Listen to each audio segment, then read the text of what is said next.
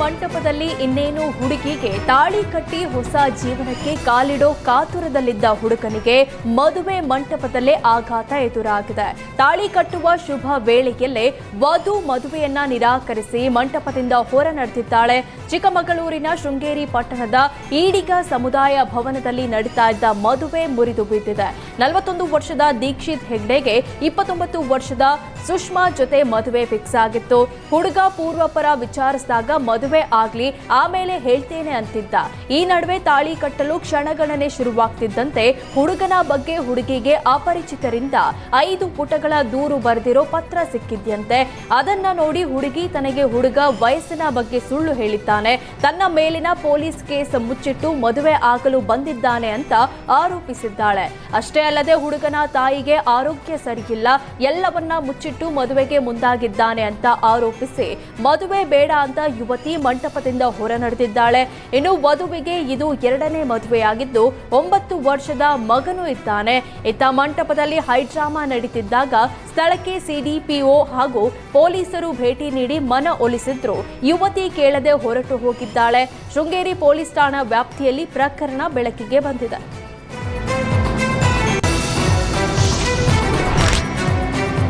ಪ್ರೀತಿಸಿ ಮದುವೆಯಾಗುವುದಾಗಿ ನಂಬಿಸಿ ಮೋಸ ಮಾಡಿದ್ದ ಶಿಕ್ಷಕ ದೂರು ದಾಖಲಾಗ್ತಾ ಇದ್ದಂತೆ ತಾಳಿ ಕಟ್ಟಿದ ಘಟನೆ ಚಿತ್ರದುರ್ಗದಲ್ಲಿ ನಡೆದಿದೆ. 8 ವರ್ಷದಿಂದ ಪ್ರೀತಿಸಿ ಇನ್ನೇನು ಕೆಲವೇ ದಿನಗಳಲ್ಲಿ ಮದುವೆ ಮಂಟಪ ಏರಬೇಕು ಅನ್ನುವಷ್ಟರಲ್ಲಿ ಪ್ರಿಯಕರ ಕೈಕೊಟ್ಟಿದ್ದಾನೆ. ಚಿತ್ರದುರ್ಗದ ಯುವತಿ ಇಸಾಮುದ್ರ ಗೊಲ್ಲರಹಟ್ಟಿಯ ಕಾವ್ಯಗೆ ಪರಶುರಾಂಪುರದ ಸರ್ಕಾರಿ ಶಾಲೆ ಶಿಕ್ಷಕ ಹರೀಶ್ ಮೋಸ ಮಾಡಿದ್ದಾನೆ. ಕಾವ್ಯ ಮತ್ತು ಹರೀಶ್ ಸಂಬಂಧಿಕರಾಗಿದ್ದು ಪ್ರೀತಿ ಮಾಡ್ತಾ ಇದ್ರು. ಇತ್ತೀಚೆಗೆ ನಿಶ್ಚಿತಾರ್ಥವೂ ನಡೆದಿತ್ತು. ಆದರೆ ವರದಕ್ಷಿಣೆ ಆಸೆಗೆ ಬೇರೊಬ್ಬರ ಜೊತೆಗೆ ಹರೀಶ್ ಮದುವೆಗೆ ಸಿದ್ಧತೆಯನ್ನು ನಡೆಸಿದಂತೆ. ಇದರಿಂದ ಸಿಟ್ಟಿಗೆದ್ದ ಕಾವ್ಯ ಭರಮಸಾಗರ ಠಾಣೆಗೆ ದೂರನ್ನ ನೀಡಿದ್ಲು. ಪ್ರೇಯಸಿ ಪೊಲೀಸರ ಮೊರೆ ಹೋಗ್ತಾ ಇದ್ದಂತೆ ಶಿಕ್ಷಕ ಹರೀಶ್ ಮದುವೆಯಾಗೋದಕ್ಕೆ ಒಪ್ಪಿದ್ದಾನೆ. ಅಷ್ಟೇ ಅಲ್ಲ, ಪೊಲೀಸ್ ಠಾಣೆ ಪಕ್ಕದಲ್ಲಿನ ದೇಗುಲದಲ್ಲಿ ಹರೀಶ್ ಮತ್ತು ಕಾವ್ಯ ಮದುವೆ ನಡೆದಿದೆ. ಐತಿಹಾಸಿಕ ಪರಂಪರೆಯ ಹೆಗ್ಗುರುತು ಬೆಂಗಳೂರು ಕರಗ ಶಕ್ತೋತ್ಸವಕ್ಕೆ ಮುಹೂರ್ತ ನಿಗದಿಯಾಗಿದೆ. ಹೂವಿನ ದಂಡವನ್ನ ಹೊತ್ತು ಸಾಗುವ ಬೆಂಗಳೂರು ಕರಗ ಶಕ್ತೋತ್ಸವಕ್ಕೆ ಏಪ್ರಿಲ್ 1ರ ಮಧ್ಯರಾತ್ರಿಯಂದು ನಡೆಯಲಿದೆ. 16ನೇ ಬಾರಿಗೆ ಅರ್ಚಕರು ಎ ಜ್ಞಾನೇಂದ್ರ ಸ್ವಾಮಿ ಬೆಂಗಳೂರು ಕರಗ ಹೊರಲಿದ್ದಾರೆ. 11 ದಿನಗಳ ಕಾಲ ಉತ್ಸವ ನಡೆಯಲಿದ್ದು ಮಾರ್ಚ್ 24ರಿಂದ ಧ್ವಜಾರೋಹಣದ ಮೂಲಕ ಉತ್ಸವಕ್ಕೆ ಚಾಲನೆ ಸಿಗಲಿದೆ. ಮಾರ್ಚ್ 30ರಂದು ಹಸಿ ಕರಗ ನಡೆಯಲಿದೆ. ಅದರಲ್ಲೂ ಈ ಬಾರಿ ಮೈಸೂರು ದಸರಾ ಮಾದರಿಯಲ್ಲೇ ಕರಗ ಮಹೋತ್ಸವಕ್ಕೆ ಪ್ಲಾನ್ ರೂಪಿಸುತ್ತಿದ್ದೇವೆ ಅಂತ ಸಚಿವ ರಾಮಲಿಂಗಾರೆಡ್ಡಿ ಹೇಳಿದ್ದಾರೆ. Hudson circle, Mysuru bank circle ಎಲ್ಲಾ ಪೇಟೆಗಳಲ್ಲಿ ಲೈಟಿಂಗ್ ಮೂಲಕ ಅಲಂಕರಿಸಲು ನಿರ್ಧರಿಸಿದ್ದೇವೆ ಅಂತ ಹೇಳಿದ್ರು. ಮತ್ತೊಂದೆಡೆ ಕರಗ ಕಮಿಷನ್ ವಿಚಾರ ಬೆಳಕಿಗೆ ಬಂದ ಬೆನ್ನಲ್ಲೇ ಎಚ್ಚೆತ್ತ ಸರ್ಕಾರ ಜಿಬಿಎಗೆ ಟೆಂಡರ್ ಕೊಟ್ಟಿದೆ.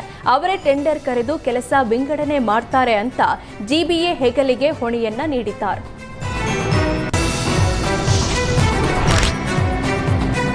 ಕಾಲೇಜು ಯುವತಿಯ ಮೇಲೆ ಸಾಮೂಹಿಕ ಅತ್ಯಾಚಾರ ಆರೋಪ ಪ್ರಕರಣದ ತನಿಖೆ ಸಂದರ್ಭದಲ್ಲಿ ಬೆಚ್ಚಿ ಬೀಳಿಸುವ ಸಂಗತಿಗಳು ಬಯಲಾಗಿವೆ. ತನಿಖೆ ಸಂದರ್ಭದಲ್ಲಿ ನಿಖಿಲ್ ಗ್ಯಾಂಗ್ ಕ್ರೂರ ಮುಖವಾಡವನ್ನ ಅಮೃತಹಳ್ಳಿ ಪೊಲೀಸರು ಬಯಲಿಗೆ ಎಳೆದಿದ್ದಾರೆ. ನಿಖಿಲ್ ಮತ್ತು ಡಿಕ್ಸನ್ ಈ ಜಾಲದ ಪ್ರಮುಖ ಆರೋಪಿಗಳಾಗಿದ್ದು, ಈ ಪೈಕಿ ನಿಖಿಲ್ ಮಾಸ್ಟರ್ ಮೈಂಡ್ ಅಂತ ಗೊತ್ತಾಗಿದೆ. ಆರೋಪಿಗಳು ಇನ್ಸ್ಟಾಗ್ರಾಂ ಮೂಲಕ ಪ್ರತಿಷ್ಠಿತ ಕಾಲೇಜುಗಳ ಯುವತಿಯರ ಜೊತೆಗೆ ಸ್ನೇಹವನ್ನ ಬೆಳೆಸಿ ಪಾರ್ಟಿಗಳಿಗೆ ಆಹ್ವಾನಿಸ್ತಾ ಇದ್ರು. ಜಕ್ಕೂರು ಬಳಿ ವಿಲ್ಲಾದಲ್ಲಿ ನಿಖಿಲ್ ಪಾರ್ಟಿ ಆಯೋಜನೆ ಮಾಡ್ತಾ ಇದ್ದ. ಪಾರ್ಟಿಗೆ ಬಂದ ಯುವತಿಯರಿಗೆ 6ಗೆ ಸಹಕರಿಸುವಂತೆ ಡಿಮ್ಯಾಂಡ್ ಮಾಡ್ತಾ ಇದ್ದ. ಯುವತಿಯರು 6ಗೆ ನಿರಾಕರಿಸಿದ್ರೆ ಮತ್ತು ಬರುವಂತಹ ಮಾತ್ರೆಯನ್ನು ಕೊಡಿಸ್ತಾ ಇದ್ದ. ಯುವತಿಯರು ಅರೆಪ್ರಜ್ಞಾವಸ್ಥೆಯಲ್ಲಿದ್ದಾಗ ಸಾಮೂಹಿಕ ಅತ್ಯಾಚಾರವನ್ನು ಎಸಗ್ತಾ ಇದ್ರು.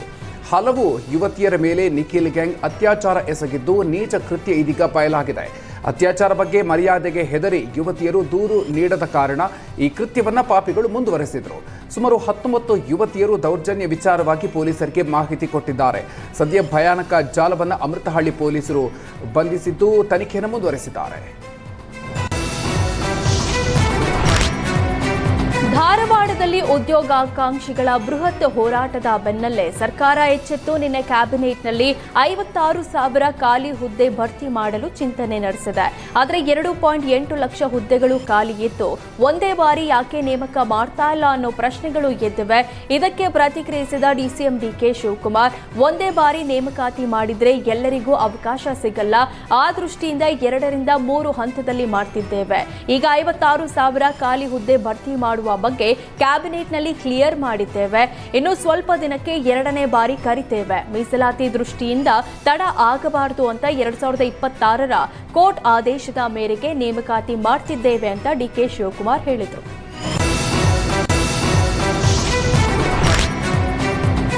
ಕಾಂಗ್ರೆಸ್ನಲ್ಲಿ ಅಧಿಕಾರಕ್ಕಾಗಿ ಹಗ್ಗಜಗ್ಗಾಟ ಜೋರಾಗಿ ನಡೀತಾ ಇದೆ. ಒಂದು ಬಣ ವಿದೇಶ ಪ್ರವಾಸ ಮಾಡಿ ಶಕ್ತಿ ಪ್ರದರ್ಶನ ಮಾಡಿದ್ರೆ, ಮತ್ತೊಂದು ಬಣ ಡಿನ್ನರ್ ಮೀಟಿಂಗ್ ಜೊತೆಗೆ ದೆಹಲಿ ದಂಡಯಾತ್ರೆಗೂ ಮುಂದಾಗಿದೆ. ಇನ್ನು ಈ ಮಧ್ಯೆ ಸಂಪುಟ ಪುನಾರಚನೆಗೆ ಪತ್ರ ಬರೆದು ಹಕ್ಕೊತ್ತಾಯ ಮಾಡಿದ ಕೆಲ ಶಾಸಕರಿಗೂ ಸಿಎಂ ಹೇಳಿಕೆಯಿಂದ ನಿರಾಸೆಯಾಗಿದೆ. ಈ ಬಗ್ಗೆ ಮಾತನಾಡಿದ ಶಾಸಕ ಪ್ರದೀಪ್ ಈಶ್ವರ್, 31 ಶಾಸಕರು ಸಹಿ ಸಂಗ್ರಹ ಮಾಡಿ ಪತ್ರ ಬರೆದಿರೋದು ನಿಜ. ನಾನು ಕೂಡ ಸಹಿ ಮಾಡಿ ಸಚಿವ ಸ್ಥಾನಕ್ಕಾಗಿ ಆಗ್ರಹವನ್ನು ಮಾಡಿದ್ದೆ. ಮೊದಲ ಬಾರಿ ಆಯ್ಕೆಯಾದ ಶಾಸಕರ ಪೈಕಿ 5 ಶಾಸಕರಿಗೆ ಸಚಿವ ಸ್ಥಾನ ನೀಡಬೇಕು ಅನ್ನೋದು ನಮ್ಮ ಒತ್ತಾಯ ಇತ್ತು. ಆದರೆ ಸಿಎಂ ಅವರು ಸ್ಪಷ್ಟಪಡಿಸಿದ್ದಾರೆ, ಮೊದಲ ಬಾರಿ ಆಯ್ಕೆಯಾದ ಶಾಸಕರಿಗೆ ಸಚಿವ ಸ್ಥಾನ ಇಲ್ಲ ಅಂತ. ಹೀಗಾಗಿ ನಮಗೆ ಸಚಿವ ಸ್ಥಾನ ಸಿಗೋದಿಲ್ಲ ಅನ್ನೋದು ಖಾತ್ರಿಯಾಗಿದೆ. ಹೀಗಾಗಿ ಸಚಿವ ಸ್ಥಾನದ ಆಕಾಂಕ್ಷೆಯಿಂದ ನಾವು ಹಿಂದೆ ಸರಿತಾ ಇದ್ದೀವಿ. ಹಿರಿಯ ಶಾಸಕರಿಗೆ ಮಾತ್ರ ಸಚಿವ ಸ್ಥಾನ ನೀಡಬೇಕು ಅನ್ನೋದು ಒಳ್ಳೆಯ ತೀರ್ಮಾನ ಅಂತ ಚಿಕ್ಕಬಳ್ಳಾಪುರದಲ್ಲಿ ಶಾಸಕ ಪ್ರದೀಪ್ ಈಶ್ವರ್ ಪ್ರತಿಕ್ರಿಯೆ ನೀಡಿದ್ದಾರೆ. ಸಂಸದ ಯದುವೀರ್ ಒಡೆಯರ್ ಬೆಂಗಳೂರು ಕೈಗಾರಿಕಾ ಮತ್ತು ವಾಣಿಜ್ಯ ಮಂಡಳಿಯ ಸುವರ್ಣ ಮಹೋತ್ಸವದ ಲೋಗೋ ಅನಾವರಣಗೊಳಿಸಿದ್ರು. ಬಳಿಕ ಮಾತನಾಡಿದ ಅವರು, ವಿಕಸಿತ ಭಾರತವನ್ನ ನಿರ್ಮಿಸಲು ದೇಶವು ಜಾಗತಿಕ ಮಾನದಂಡಗಳನ್ನು ಪೂರೈಸಬೇಕು. ಈ ನಿಟ್ಟಿನಲ್ಲಿ 1976ರಲ್ಲಿ ಸ್ಥಾಪನೆಯಾದ ಬಿಸಿಐಸಿ ಕರ್ನಾಟಕದ ಪ್ರಮುಖ ಕೈಗಾರಿಕಾ ಸಂಸ್ಥೆಗಳಲ್ಲಿ ಒಂದಾಗಿದೆ. 5 ದಶಕಗಳಲ್ಲಿ ಚೇಂಬರ್ ನೀತಿ, ವಕಾಲತ್ತು, ಉದ್ಯಮ ಪ್ರಾತಿನಿಧ್ಯ ಮತ್ತು ಸರ್ಕಾರದ ನಡುವಿನ ಸಂವಾದಕ್ಕೆ ವೇದಿಕೆಯಾಗಿ ಕಾರ್ಯನಿರ್ವಹಿಸುತ್ತಿದೆ ಅಂತ ಯದುವೀರ್ ಒಡೆಯರ್ ಹೇಳಿದ್ರು. ಬೆಂಗಳೂರಿನಲ್ಲಿ ನಡೆದ ಈ ವಿಶೇಷ ಕಾರ್ಯಕ್ರಮದಲ್ಲಿ ಬಿಸಿಐಸಿ ಅಧ್ಯಕ್ಷ ಪ್ರಶಾಂತ್ ಗೋಖಲೆ, ಸುವರ್ಣ ಮಹೋತ್ಸವದ ಸಮಿತಿಯ ಹಿರಿಯ ಉಪಾಧ್ಯಕ್ಷ ಮತ್ತು ಅಧ್ಯಕ್ಷ ಸಿಎ ಕೆ ರವಿ ಸೇರಿದಂತೆ ಹಲವು ಗಣ್ಯರು ಭಾಗಿಯಾಗಿದ್ದರು.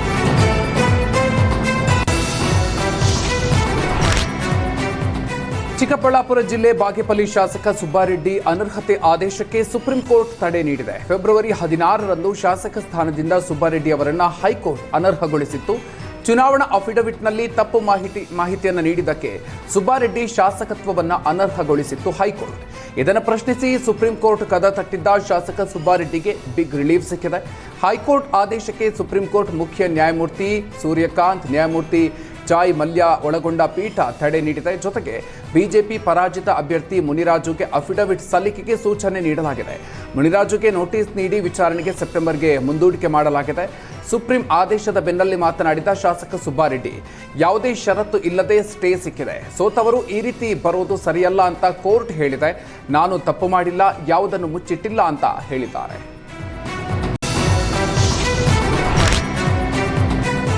ಕಾಂಗ್ರೆಸ್ನಲ್ಲಿ ನಾಯಕತ್ವ ಬದಲಾವಣೆ ಚರ್ಚೆ ಮತ್ತೊಮ್ಮೆ ಬಿರುಸು ಪಡ್ಕೊಂಡಿದೆ. ನಿನ್ನೆ ಡಿಸಿಎಂ ಡಿಕೆ ಶಿವಕುಮಾರ್ ಬೆಂಬಲಿಗ ಶಾಸಕರು ಮಾಗಡಿ ಶಾಸಕ ಬಾಲಕೃಷ್ಣ ಹುಟ್ಟುಹಬ್ಬದ ನೆಪದಲ್ಲಿ ಖಾಸಗಿ ಹೋಟೆಲ್ನಲ್ಲಿ ಡಿನ್ನರ್ ಪಾರ್ಟಿ ನಡೆಸಿದ್ದು ಕಾಂಗ್ರೆಸ್ನಲ್ಲಿ ಭಾರೀ ಸಂಚಲನ ಸೃಷ್ಟಿಸಿದೆ. ಮಾರ್ಚ್ 6ಕ್ಕೆ ಮುಖ್ಯಮಂತ್ರಿ ಸಿದ್ದರಾಮಯ್ಯ ಬಜೆಟ್ ಮಂಡಿಸಲಿದ್ದಾರೆ. ಬಜೆಟ್ ಬಳಿಕ ಡಿಕೆ ಶಿವಕುಮಾರ್ ಬಣದ ಶಾಸಕರು ದೆಹಲಿ ಫ್ಲೈಟ್ ಹತ್ತೋದಕ್ಕೆ ಸಜ್ಜಾಗ್ತಿದ್ದಾರೆ. ನಾಯಕತ್ವ ಬದಲಾವಣೆ ಕುರಿತು ಸ್ಪಷ್ಟನೆ ಬಯಸಿ 50ರಿಂದ 60 ಶಾಸಕರು ದೆಹಲಿ ದಂಡಯಾತ್ರೆ ನಡೆಸಲಿದ್ದಾರೆ.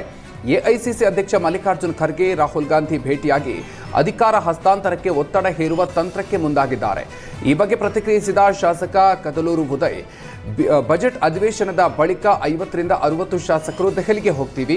ನಾಯಕತ್ವದ ಗೊಂದಲದ ಬಗ್ಗೆ ಸಂದೇಶ ಕೊಡಿ ಅಂತ ಮನವರಿಕೆ ಮಾಡ್ತೀವಿ. ಗೊಂದಲ ಬಗೆಹರಿಸಲು ಸ್ಪಷ್ಟನೆ ಕೇಳ್ತೀವಿ ಅಂತ ಹೇಳಿದ್ದಾರೆ.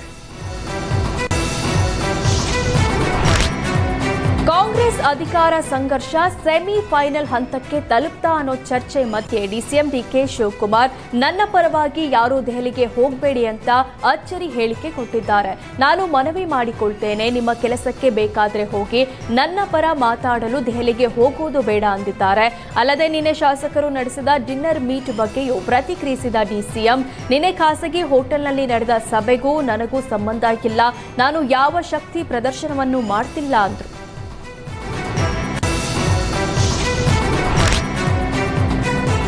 ಡಿಕೆ ಶಿವಕುಮಾರ್ಗೆ ಪಟ್ಟ ಕಟ್ಟುವಂತೆ ಆಪ್ತರು ಹೈಕಮಾಂಡ್ ಮೇಲೆ ಒತ್ತಡ ಹೇರುತ್ತಲೇ ಬಂದಿದ್ದಾರೆ. ಡಿಕೆ ಶಿವಕುಮಾರ್ ಸಿಎಂ ಆಗಬೇಕು ಅಂತ ಈಗ ಕಾಂಗ್ರೆಸ್ ಕಾರ್ಯಕರ್ತನೊಬ್ಬ ಹೈಕಮಾಂಡ್ಗೆ ಪತ್ರವನ್ನ ಬರೆದಿದ್ದಾರೆ. ಮೈಸೂರಿನ ಕುಡ್ಲಾಪುರ ಗ್ರಾಮದ ನಿವಾಸಿ ಕೆಪಿ ಭಾಗ್ಯರಾಜ್ ಹೈಕಮಾಂಡ್ಗೆ ಪತ್ರವನ್ನ ಬರೆದಿರೋದು. ಡಿಕೆ ಶಿವಕುಮಾರ್ ಕೆಪಿಸಿಸಿ ಅಧ್ಯಕ್ಷ ಸ್ಥಾನವನ್ನ ಯಶಸ್ವಿಯಾಗಿ ನಿಭಾಯಿಸಿದ್ದಾರೆ. 2023ರಲ್ಲಿ ಪಕ್ಷವನ್ನು ಅಧಿಕಾರಕ್ಕೆ ತರೋದಕ್ಕೆ ಶ್ರಮ ಹಾಕಿದ್ದಾರೆ. ಪಕ್ಷದ ನಿಷ್ಠಾವಂತ ಕಾರ್ಯಕರ್ತನಿಗೆ ಸೂಕ್ತ ಸಮಯದಲ್ಲಿ ಸೂಕ್ತ ಹುದ್ದೆಯನ್ನು ನೀಡಬೇಕು. ಸಿಎಂ ಕುರ್ಚಿ ವಿಚಾರವಾಗಿ ಹೈಕಮಾಂಡ್ ಮಧ್ಯಪ್ರವೇಶ ಮಾಡಬೇಕು. ಡಿಕೆ ಶಿವಕುಮಾರ್ ಅವರನ್ನ ಸಿಎಂ ಮಾಡಲೇಬೇಕು ಅಂತ ಆಗ್ರಹಿಸಿದ್ದಾರೆ. ಹುಬ್ಬಳ್ಳಿಯ ನೆಹರು ಮೈದಾನದ ಬಳಿ ಇರುವ ಮಾರಾಟ ಮಳಿಗೆ ಮತ್ತು ಗೋದಾಮಿನಲ್ಲಿ ಏಕಾಏಕಿ ಬೆಂಕಿ ಕಾಣಿಸಿಕೊಂಡಿದ್ದು ಅಗ್ನಿ ಕೆನ್ನಾಲಿಗೆಗೆ ವಸ್ತುಗಳೆಲ್ಲ ಸುಟ್ಟು ಭಸ್ಮವಾಗಿದೆ. ವಿಶಾಲ್ ಎಂಟರ್ಪ್ರೈಸಸ್ ಮಳಿಗೆಯಲ್ಲಿ ಸಂಗ್ರಹಿಸಿದ್ದ ವಸ್ತುಗಳು ಬೆಂಕಿಗಾಹುತಿಯಾಗಿದೆ. ಸ್ಥಳಕ್ಕೆ ಅಗ್ನಿಶಾಮಕ ದಳ ಸಿಬ್ಬಂದಿ ಭೇಟಿ ನೀಡಿ ಬೆಂಕಿ ನಂದಿಸಲು ಹರಸಾಹಸ ಪಟ್ಟರು. ಪ್ರೀತಿಸಿ ಮದುವೆಯಾದ ಜೋಡಿ ಪೋಷಕರ ಭಯದಿಂದ ರಕ್ಷಣೆ ಕೋರಿ ಎಸ್ಪಿ ಕಚೇರಿಗೆ ದೌಡಾಯಿಸಿತ್ತು. ಕೊಪ್ಪಳ ಎಸ್ಪಿ ಕಚೇರಿಯಲ್ಲಿ ಹಾರ ಬದಲಾಯಿಸಿ ಸಿಬ್ಬಂದಿಗೆ ಸಿಹಿ ಹಂಚಿದ್ದಾರೆ. ಚಿನ್ಮಯಿ ಬ್ರಾಹ್ಮಣ ಸಮುದಾಯಕ್ಕೆ ಸೇರಿದ್ದು ಬಸವರಾಜ್ ಲಿಂಗಾಯತ ಸಮುದಾಯಕ್ಕೆ ಸೇರಿದ್ದಾರೆ.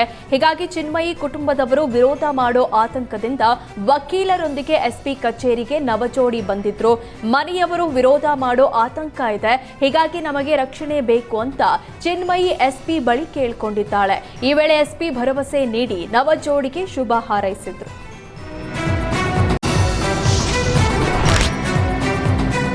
ಸೇಂದಿ ಬಗ್ಗೆ ಜಾಗೃತಿ ಮೂಡಿಸಿದ್ರು ಜನರು ಮಾತ್ರ ಬುದ್ಧಿ ಕಲಿತಾ ಇಲ್ಲ. ನೀರಿನ ಬಾಟಲ್ಗಳಲ್ಲಿ ಅಕ್ರಮ ಸೇಂದಿ ಸಾಗಾಟ ಮಾಡ್ತಾ ಇದ್ದ ಖದೀಮನನ್ನ ಅಬಕಾರಿ ಇಲಾಖೆ ಅಧಿಕಾರಿಗಳು ಬಂಧನ ಮಾಡಿದ್ದಾರೆ. ತುಮಕೂರಿನ ಕೊರಟಗೆರೆ ತಾಲೂಕಿನ ಹಕ್ಕಿಪಿಕ್ಕಿ ಕಾಲೋನಿಯಲ್ಲಿ ಈ ಘಟನೆಯಾಗಿದೆ. ಮಧುಗಿರಿ ಅಬಕಾರಿ ಉಪ ಅಧೀಕ್ಷಕ ದೀಪಕ್ ನೇತೃತ್ವದಲ್ಲಿ ದಾಳಿ ನಡೆದಿದೆ. ಹಕ್ಕಿಪಿಕ್ಕಿ ಕಾಲೋನಿ ನಿವಾಸಿ ನಟರಾಜ್ನನ್ನ ಬಂಧಿಸಿ 105 ಲೀಟರ್ ಅಕ್ರಮ ಸೇಂದಿ, ದ್ವಿಚಕ್ರ ವಾಹನ ಹಾಗೂ ಮೊಬೈಲ್ ಅನ್ನ ವಶಕ್ಕೆ ಪಡೆದುಕೊಳ್ಳಲಾಗಿದೆ.